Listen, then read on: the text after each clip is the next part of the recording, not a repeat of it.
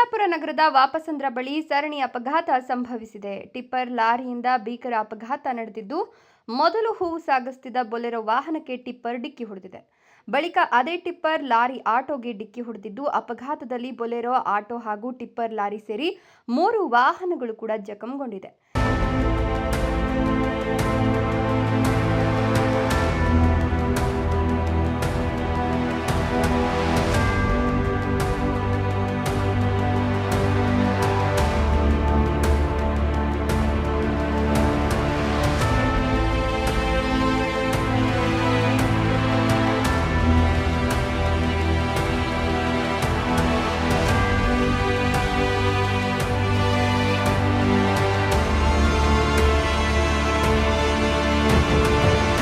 ಎಲ್ಲ ವಾಹನಗಳ ಚಾಲಕರಿಗೂ ಗಂಭೀರ ಗಾಯಗಳಾಗಿದ್ದು, ಗಾಯಾಳುಗಳನ್ನು ಚಿಕ್ಕಬಳ್ಳಾಪುರ ಆಸ್ಪತ್ರೆಗೆ ದಾಖಲು ಮಾಡಲಾಗಿದ್ದು, ಸ್ಥಳಕ್ಕೆ ಚಿಕ್ಕಬಳ್ಳಾಪುರ ಸಂಚಾರಿ ಪೊಲೀಸ್ ಸಿಬ್ಬಂದಿ ಭೇಟಿ ನೀಡಿ ಪರಿಶೀಲನೆ ನಡೆಸಿದ್ದಾರೆ.